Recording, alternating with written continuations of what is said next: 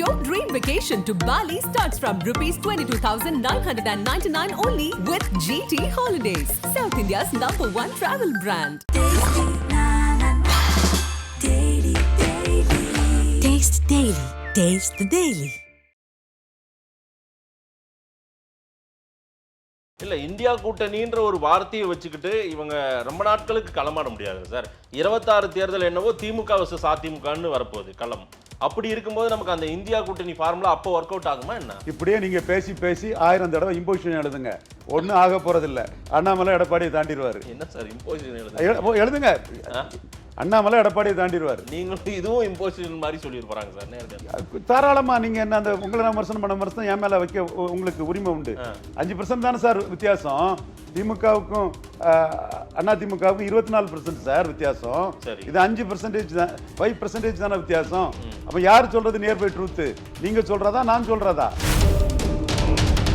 2026ல 2வது இடம் அண்ணாமலை என்டிஏ வந்துருன்றது உங்களுடைய பார்வை, உங்களுடைய கணக்கு, அதுதான் உழைப்பு சிந்தனை திட்டம். அப்படின்னா திமுக வெற்றி பெறும்ன்றீங்களா மறுபடியும் 2026ல? டிஎம்கேக்குள்ள வெற்றி வாய்ப்பு அதிகம் தான், மறுக்கல. அதிகம்ன்றீங்க. வெற்றின்றது உங்களால உறுதியா சொல்ல? அது எப்படி நாங்க சொல்ல முடியும்? வெற்றி பெறணும்னு நினைக்கக்கூடியவங்க எப்படி சொல்லுவாங்க? இல்ல வெற்றி பெறுவோம்னு சொல்ற இன்னொரு கட்சியை நீங்க மறந்துட்டு அவங்கள பின்னுக்கு தள்ளுறீங்களே. பலமுனை போட்டியில குறைஞ்சபட்சம் 2வது இடம் வந்தாகணும். வெற்றிங்கிறதா ஏம்ல எல்லாரும் போவாங்க. என்டிஏ ஏறி முன்னாடி வருது அப்படின்னா சீமான் அப்ப அதுக்கும் பின்னாடி போறாரா எப்படி? அலைன்ஸ் ஒரு தீர்மானிக்கும் சக்தியா இருக்க போகிறது கட்டாயம் 2026 தேர்தல். அந்த அலைன்ஸுக்கு ஏன் அதிமுக பக்கம் இன்னும் சிலர் சேருவதற்கான வாய்ப்புகளே இருக்காதா? திருமாவளம் இல்ல, சீமான் இல்ல, தேமுதிக டாயிங் தி ஐடியா, என்டிஏவா அதிமுக டாயிங் தி ஐடியானா எப்படி சொல்றீங்க? இங்க நிக்கவா அங்க நிக்கவாங்கிறதுல அப்படின்னு சொல்லி சுதீஷ் என்ன சொன்னாரு? 2024ல தெள்ள தெளிவா ஹெட்ரோஜினியஸ் என்டிட்டியா இருக்குது. Deep south Nadar area AIADMK படுமோசமா இருக்குது. அப்பர் சவுத்ல தினகரன் பன்னீரால மோசமா இருக்குது. வெஸ்டர்ன் ஏரியாவில் அண்ணாமலையோட அதிரடியால அதிமுக பலகீனம் அடையுது. முன்ன விட ஜெயலலிதாவை விட பன்னீர் பெல்ட்டுக்குள்ள இண்டிவிஜுவல் பார்ட்டியா ஐயா எடப்பாடி பழனிசாமி சிதம்பரத்துல பெரிய லெவல்ல இருக்கிறாரு. ஆதன் தமிழர்களுக்கு வணக்கம். பல்வேறு துறைகள் ஆக சிறந்த ஆளுமைகளை சந்தித்து நாம் நேர்காணல் எடுத்து வருகிறோம். அந்த வகையில் மீண்டும் நம்மோடு இணைந்திருக்கிறார் அரசியல் திறனாய்வாளர் திரு ரவீந்திரன் துரைசாமி அவர்கள்.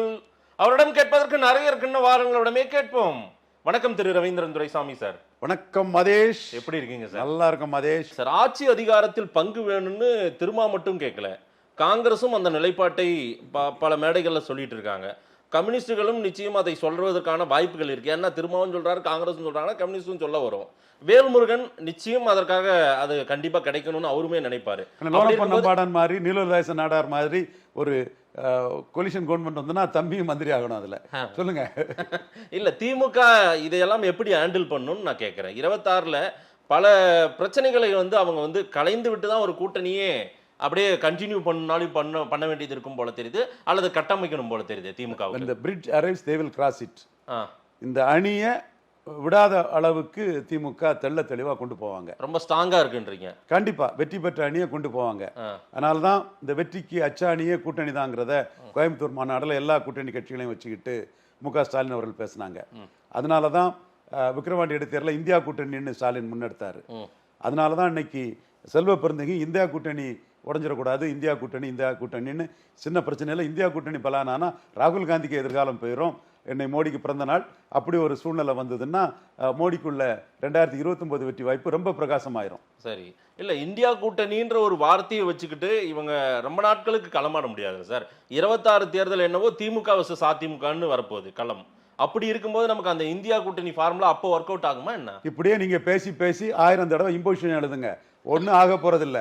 அண்ணாமலை எடப்பாடியை தாண்டிடுவாரு. என்ன சார் இம்போசிஷன் எழுதுங்க, அண்ணாமலை எடப்பாடியை தாண்டிடுவாரு. நீங்களும் இதுவும் இம்போசிஷன் மாதிரி சொல்லிட்டு போறாங்க சார் நேர்காணல். தாராளமா நீங்க என்ன அந்த உங்களை விமர்சனம் பண்ண விமர்சனம் என் மேல வைக்க உங்களுக்கு உரிமை உண்டு. 5% தானே சார் வித்தியாசம். திமுகவுக்கும் அதிமுகவுக்கும் 24% சார் வித்தியாசம். இது 5% தான், 5% தானே வித்தியாசம்.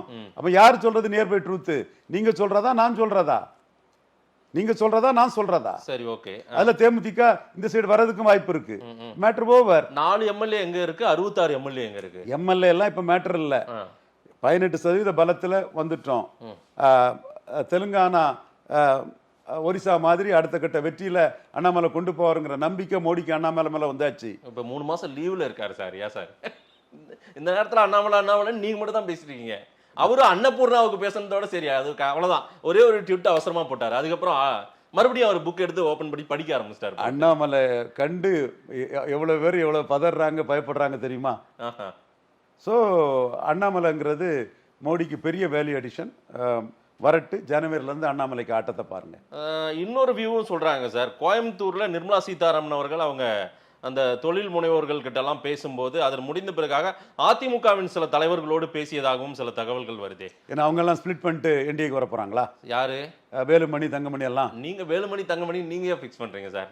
அப்படி இல்ல, அலைன்ஸுக்காக நிர்மலா சீதாராமன் ஒரு முயற்சி எடுத்ததாக சில தகவல்கள். நிர்மலா சீதாராமன் அந்த அளவுக்கு அட்டும் இல்ல, ஃபூலும் இல்ல, விவரம் தெரியாதவங்க இல்ல, பேக்கும் இல்ல. சும்மா விடுங்க, நீங்க உங்க கதைகள் எல்லாம் என்கிட்ட விடாதீங்க. இல்ல ஒரு கட்டத்துக்கு மேல இவ்வளவு வார்த்தையும் சொல்லிக்கிட்டே நான் சொல்றேன்னா நான் எவ்வளவு கான்பிடண்டா இருந்து பேசணும்னு. அப்படி ஒரு டைப் வந்துருச்சுன்னா அண்ணாமலையை கழட்டி கூட விட்டுருவாங்க அப்படின்னு சொல்றாங்க.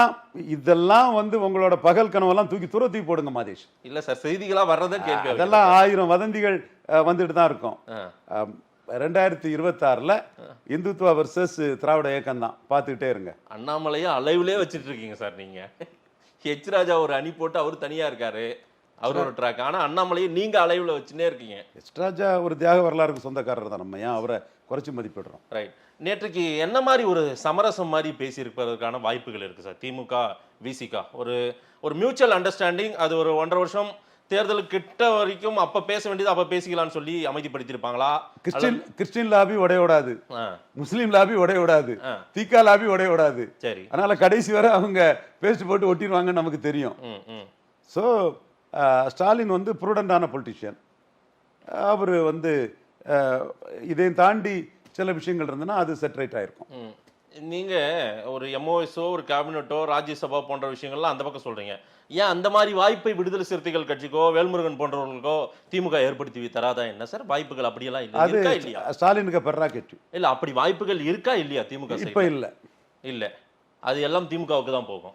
அதாவது தொடர் தோல்வியில இருந்து வன்னியர்களால வட தமிழகத்துல மட்டுமே திமுக வர்சஸ் அதிமுக இருக்கக்கூடிய ஒரு கட்சிக்கு வன்னியர் தான் தமிழ்நாடுன்னு உங்களை போறவங்க எல்லாம் நினைச்சு திமுக வர்சஸ் அதிமுகன்னு மற்ற ஜாதியெல்லாம் இல்லைங்கிற மாதிரி பேசிட்டு இருக்கக்கூடிய ஒரு மோசமான சூழ்நிலையில இருக்கக்கூடிய ஒரு கட்சியான அதிமுகவே டெபாசிட் இழந்த இடத்துல இருந்து பேசக்கூடிய செல்லூர் ராஜியே, டெபாசிட் இழந்த இடத்துல இருந்து பேசக்கூடிய ஜெயக்குமாரே அதிமுக தனியாட்சி அமைக்கணும்னு சொல்லும் போது ஸ்டாலின் அதை பற்றி எல்லாம் பேச மாட்டாரு. அவர் கூட அவங்க எல்லாம் இருக்காங்க, அதை டேக்ஃபுல்லா அதை பற்றி பேசாமலே பார்க்கலாம், புறவு பார்க்கலாம், அப்பம் பார்க்கலான்னு அப்படி கொண்டு போவாங்க. இல்ல அதிமுகவை வன்னியர் கட்சின்றீங்க, திமுகவை என்ன கட்சியா நீங்க சொல்லுவீங்க? என்ன கட்சியா வேணாலும் நீங்க சொல்லிட்டு போங்க. இது என்ன சார், நீங்க அப்படியே ஃபிக்ஸ் பண்ணிட்டீங்கல்ல அதிமுகவுக்கு? அது எல்லாருக்குமான கட்சியா தானே அவங்க அடையாளப்படுத்திட்டு இருக்காங்க. அவங்க எல்லாருக்குமான கட்சி தானே, அவங்க எல்லா தரப்பு மக்களும் ஓட்டு போடுற கட்சி தானே சார் அதிமுக. திருநெல்வேலியில் 8%, சேலத்தில் 37%. என்ன டிஃபரன்ஸ்? எம்ஜிஆர் ஜெயலலிதா காலத்தில் இப்படி ஒரு டிஃபரன்ஸ் இருந்தா அதுக்கு என்ன பேர் சொல்றீங்க? ஒரு டேட்டா அந்த மாதிரி 2011ல வெறும் 23 சீட்டா 23 எம்எல்ஏக்கள்.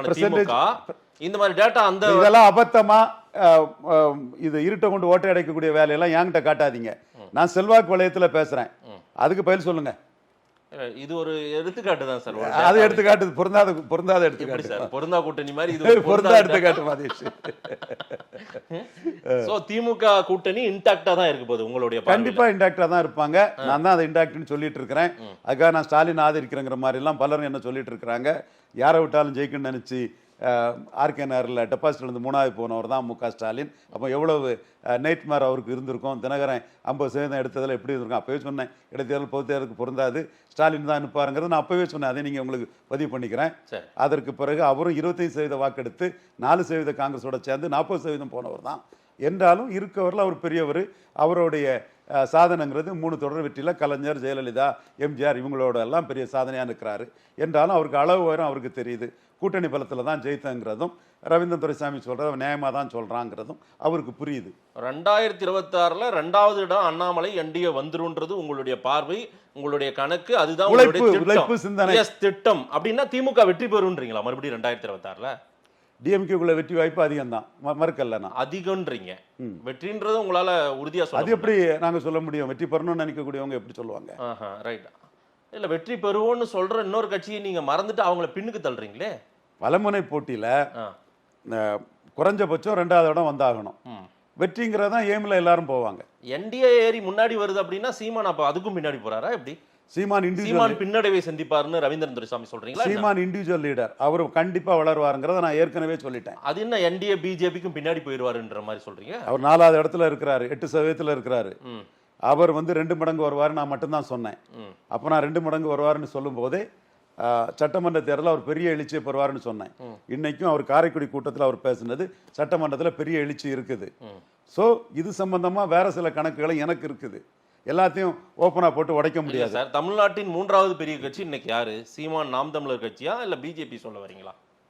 நீங்க இந்த இடத்துல பாத்தீங்கன்னா சட்டமன்றம் பார்லிமெண்ட் ரெண்டையும் சேர்த்து பாத்தீங்கன்னா நாம் தமிழர் கட்சிக்கு அந்த அந்தஸ்தை கொடுத்தாலும் கடைசியா நடந்த மக்களவை தேர்தலில் பிஜேபி தாமரை 11.4 எடுத்திருக்குது, நாம் தமிழர் 8.2 தான் எடுத்திருக்கு. இல்ல தேர்தல் என்னவோ பிஜேபி வர்சஸ் திமுக அப்படிதானே களம் இருந்ததுங்க, கரெக்டா இல்லையா? இந்தியா முழுக்கவே அவங்க அப்படிதானே கொண்டு போனாங்க. அந்த களத்துக்குள்ளேயும் நாம் தமிழர் சீமான் பிஜேபியும் காங்கிரஸையும் சேர்த்து அடிச்சனால தான் 8% வந்தது.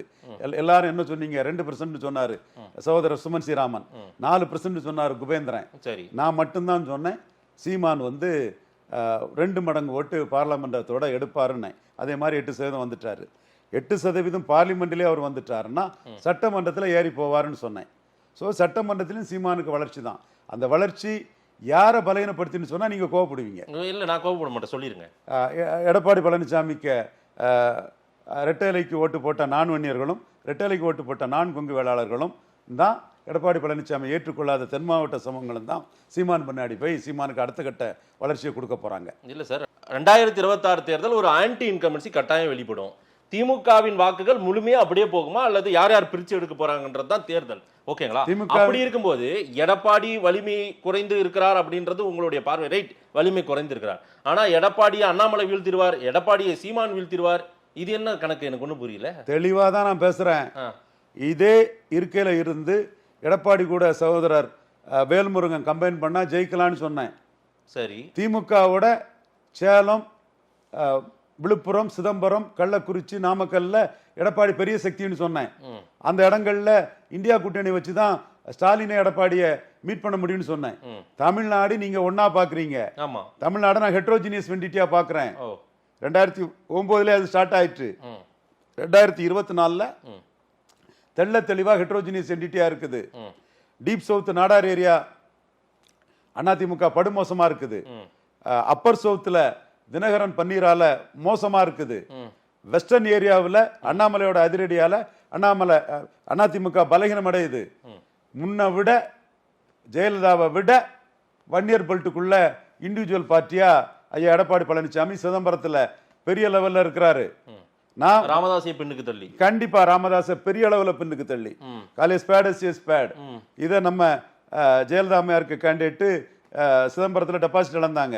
ஆனா ராமதாஸ் ஆதரிச்ச கேண்டிடேட்டை எடப்பாடி சிதம்பரத்தில் டெபாசிட் இழக்க வச்சுட்டாரு. சரி, நான் உண்மையை டேட்டா படி சொல்றீங்க. டேட்டா படி கரெக்டா சொன்னாதான் நிக்க முடியும். சார், நீங்க 24 தேர்தல் படி சொல்றீங்க, நடந்து முடிந்த நாடாளுமன்ற தேர்தல் படி. எனக்கு 2021 சட்டமன்ற தேர்தல் படி அதிமுக இங்கெல்லாம் வலிமை குன்றி இருக்குது. கடந்த டேட்டாவுக்கும் இந்த டேட்டாவுக்கும் சொல்லுங்க சார்.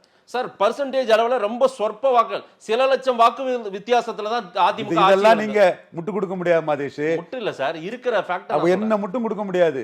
தேனியில 30% வாக்கு அவுட்டு, ராமநாதபுரத்துல 25% வாக்கு அவுட்டு, திருநெல்வேலியில 25% வாக்கு அவுட்டு. ஆப்பிள் வேற ஆரஞ்சு வேறையா சொல்லுங்க சார். கண்டிப்பா நம்ம ஆப்பிள்னு சட்டமன்றத்தை வச்சுக்கலாம், ஏன்னா அது நல்லா இருக்கும், டேஸ்டா இருக்கும். ஆரஞ்சு கொஞ்சம் லைட்டா ஒரு புளிக்கும், அது நாடாளுமன்றத்தில். பாராளுமன்றத்திலே எடப்பாடியை பலகீனப்படுத்தின சீமான், சட்டமன்றத்துல ஈர்ப்பு சக்தி உள்ள சீமான், சமூக நீதி சூறையாடல் பண்றக்கூடிய எடப்பாடி பழனிசாமிய பசியப்ப ஜாதிகளுக்காக நிற்கக்கூடிய சீமான், புளியப்ப ஜாதிகளின் ஆதரவில் நிற்கக்கூடிய எடப்பாடியை பெரிய அளவில் பலகீனப்படுத்துவார். இல்ல, எனக்கு 2021 தேர்தலை ஒப்பிட்டு 2026 சொன்னீங்கன்னா நல்லா இருக்கும் சார் நான் கேட்கிறேன். அதான் 2021 விட வன்னியர் மத்தியில் ராமதாஸை பலகீனப்படுத்தி எடப்பாடி பழனிசாமி வன்னியர்களின் பெருந்தலைவர் ஆயிட்டாரு. மற்ற எல்லா செக்ஷன்லையும் கீழே போயிட்டாரு. பிராமணர்ல கீழே போயிட்டாரு, பிறமொழியாள்கிட்ட கீழே போயிட்டாரு, கொங்கு வேளாள்கிட்ட கீழே போயிட்டாரு, நாடாள்கிட்ட கீழே போயிட்டாரு, முக்குலத்தோட்டு கீழே போயிட்டாரு. வன்னியர் பெல்ட்ல மட்டும் வன்னியர்களின் பெருந்தலைவர் ஆயிட்டாரு. 2021 படி சொல்றீங்க. 2021 படி 2024 படி சொல்றீங்க. 21 டு 24 21 டு 24 சொல்றீங்க. அதாவது ராமதாஸ் இல்லாமலே எடப்பாடியில 50% வாக்கெடுத்திருக்காரு, 45,000 ஓட்டு லீட் பண்ணிருக்காரு. சரி, 26 வியூக அடிப்படையில வாங்க. வியூக அடிப்படையில பார்த்தா அதிமுக ஒரு வியூகம், ஒரு ஸ்டேட்டஸ், அவங்க ஒரு ஸ்ட்ரக்சர் வகுப்பாங்கல்ல, கண்டிப்பா ஒரு அலைன்ஸை ஃபார்ம் பண்ணுவாங்கல்ல. அதுல தான் சிரமப்படுவாரு, ஷீட் ஷேரிங்ல சிரமப்படுவாரு, ஓட் டிரான்ஸ்ஃபரிங் கெப்பாசிட்டி இல்லாதவர் வந்து அல்லல் படுவாரு நான் சொல்றேன். அது இன்னும் வெயிட் பண்ணி பாருங்க, நான் சொல்றது கரெக்டா வரும். சார், அலைன்ஸ் ஒரு தீர்மானிக்கும் சக்தியா இருக்க போகிறது கட்டாயம் 2026 தேர்தல். அந்த அலைன்ஸுக்கு ஏன் அதிமுக பக்கம் இன்னும் சிலர் சேருவதற்கான வாய்ப்புகளே இருக்காதா? திருமாவளவன் இல்ல, சீமான் இல்ல, தேமுதிக டாயிங் தி ஐடியா, என்டிஏவா அதிமுக டாயிங் தி ஐடியான்னா எப்படி சொல்றீங்க? இங்க நிக்கவா அங்க நிக்கவாங்கிறதுல அப்படின்னு சொல்லி சுதீஷ் என்ன சொன்னாரு? சுதீஷ் அவங்க அக்காவுக்கு என்ன சொல்றாங்களோ அதுதான் முடிவெடுக்க போறாங்க. மறுக்கல்ல, அக்காவும் தம்பியும் தானே முடிவெடுக்கிறாங்க. மறுக்கல்ல, அவங்க ஏடிஎம்கே அலைன்ஸ்ல 5 சீட்டு நின்னவங்க நல்லா கான்ட்ரிபியூட் பண்ணியிருக்காங்க. அசான் டேட்டு ஏடிஎம் கூட தான் இங்க இருக்காங்கிறதே நான் மறுக்கல. நான் வந்து தரவுகள் இல்லாம சொல்லிக்கிட்டு வாய்க்கு வந்ததை அடிச்சுட்டு போகக்கூடிய ஆள் இல்லை. சரி, அதிமுக கிட்ட தான் அதிகம் இருக்கிறாங்க. பட் 2 இடம் பட்ஜெட் கோயம்புத்தூர், அதுவும் சீனிவாசன் நாயுடு மேட்டர்லே பாஜகவுக்கு சப்போர்ட்டா 2 இடத்துல இருக்காங்கிறத ஒரு பாசிட்டிவ் சைனா பாக்குறேன். அங்கதான் இருக்காங்க. ரைட், அதிமுக சொல்லிட்டீங்க. என்டிஏ அலைன்ஸ் இப்ப இருக்கிற அலைன்ஸ் அப்படியே இருக்குமா என்ன? என்டிஏ அலைன்ஸ் பலப்படும். மண்ணு யார் வருவாங்க? பொறுத்திருந்து பாருங்க மாதேஷ். யார் சார் வருவாங்க? பொறுத்திருந்து பாருங்க. யார் இருக்காங்க எனக்கு தெரியலையே சார். இன்னும் கொஞ்சம் நல்லா தேடி பாருங்க, ஒன்னும் பிரச்சனை இல்ல, வருவாங்க. இருக்காங்களா? ஏசி சண்முகம் விஜயை பார்க்கறதுக்கான முயற்சிகள்ல இருக்காரு அப்படின்ற ஒரு தகவல்கள் வந்தது. No comment. தேவநாதன் அவரு இருக்காரு. No comments, no comments.